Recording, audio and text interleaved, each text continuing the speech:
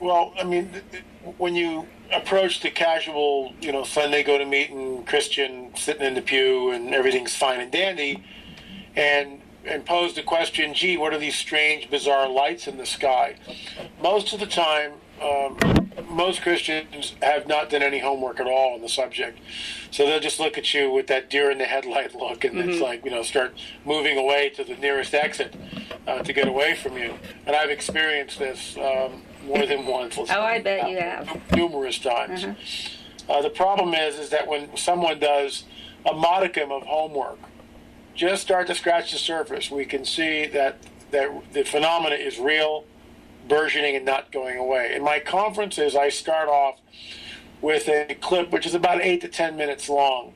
And it shows, and the reason why I do this, it takes the whole UFO subject out of the realm of speculation, fantasy, hearsay, and puts it right in your lap. And in 2004, Stephen Bassett sat down with Shepard Smith on the Fox News channel. And he was being interviewed, obviously, by Shepard Smith. But what makes this interview different than many others is that Bassett had film that was released by a Mexican Air Force pilot in conjunction with not only the Mexican Air Force, but the Mexican government. Okay, so you've got the Mexican Air Force with infrared cameras shooting this thing, and then you've got these objects being picked up on radar.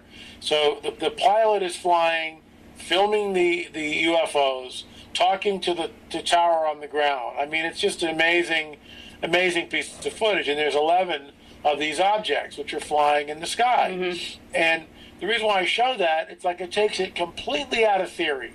And the Mexican government released this, trying to get the United States to release their footage on UFOs. That's why they did it.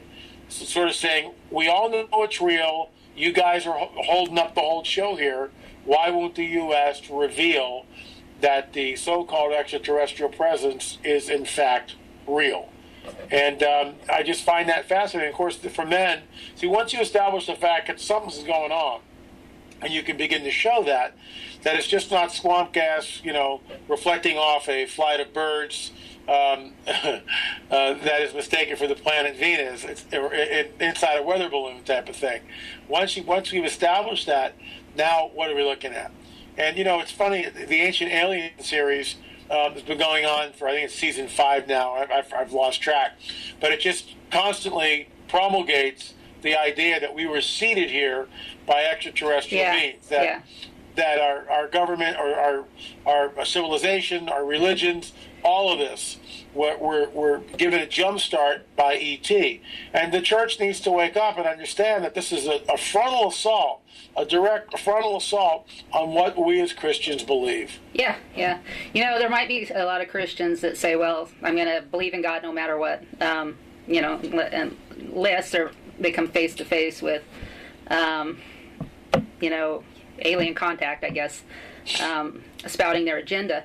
But there's a lot of people that are getting caught up in the New Age, Scientology, Bill Maher, and what I'm concerned about right now is Farrakhan.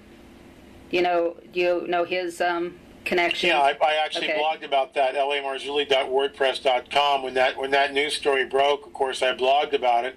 And so here you've got the Nation of Islam, Louis Farrakhan, telling us that his leader, Elijah Muhammad, was taken aboard a craft. So, how strange do you want to get? Yeah. Pretty bizarre stuff. Yeah, and I haven't had a chance to refresh my memory, but I did some research after I saw that. And, even before the research, I knew that there was a Farrakhan, Reverend Wright, Obama connection. Have you looked into that? Well, not necessarily the Obama-Farrakhan connection, but, the Reverend Wright is far enough. It's just like when Drudge, what was it, last week or a week and a half ago, announced that this is actually from the Breitbart. Remember, Breitbart died mysteriously of a heart attack, and then Breitbart's coroner died of arsenic poisoning, and the last person to see Andrew Breitbart alive is now gone missing. But there's no conspiracy here, folks. Don't worry about it. Go back to sleep. I wonder who's winning American Idol this year, or perhaps Dancing with the Stars. That's certainly more important. That's what we should focus on. Yeah. But the bottom line is, Breitbart released this, that they had, look, when I've been in the publishing industry now for, 13, 14 years, okay? When you release anything, when a publisher releases something, the author takes a look at what the publisher is about to release, and there's a whole chain of command. Editors vet it, the publisher vets it, the author vets it, and so to come up with the idea that somehow President Obama gave this article or this blurb from his publisher a pass without viewing it is patently absurd, in my opinion. And in that, it says, Barack Hussein Obama, it's an introduction of their new author, right? President of the Harvard Law paper, whatever it is, born in Kenya. Hello? Born in Kenya, it's right there. Now, this was run up the flagpole a week and a half ago, and you would think that the media would be all over this on white on rice. Dead, flatline. Yeah. Absolutely flatline. Yeah. No one's touched this story except a few people. Drudge Report did it. It's been buried again. Yeah. American people don't care. That's my only conclusion. Until there's some real people are problems. so asleep, so dumbed down that most of them just don't care. Yeah. I think the media has taken precedence over anything else in our lives, overall, as Americans. UFOs, what does the Bible say about that? Because surprisingly, it talks about it. Well, I was just at a conference last weekend, and my host, Jim and Carol Cunningham, Jim's been researching UFOs for basically 40 years. He believes, as Gary Stearman does, that the craft, both fallen angels and good angels, can make craft which moved from, let's say, one dimension or the second heaven, third heaven, into our dimension. I'm not sure I buy that yet, but I respect his opinion, obviously. I have a slightly different bent on it, and that is simply this, that the fallen angels they lost some of their power, and because the fallen one literally is a super scientist, they created this craft to flip between the dimensions, the second heaven, the first heaven. However, when one looks at passages like Elijah being taken up in a whirlwind, in a fiery chariot, what are we talking about? What is that fiery chariot? I wish we had it on video, but we don't. So it's, I don't have all the answers, and I respect Jim Cunningham's view and certainly Gary Stearman's view, and others that hold that perhaps these extraterrestrial vehicles could be used by both the fallen and the good. I'm just saying I don't buy that yet, but it's on the back burner. I think this is going to become self-evident as time moves forward and we see how these craft manifested, who comes out, and what the message behind their sort of revealing is. It'll be very interesting to see. Yeah. Can you talk about the meaning of sons of God, which is mentioned throughout, the New Testament in a good way, but in the Old Testament as angels? Yeah. And okay, I'll finish the question. I'm sorry. Okay, yeah. and then also Nephilim. Yeah.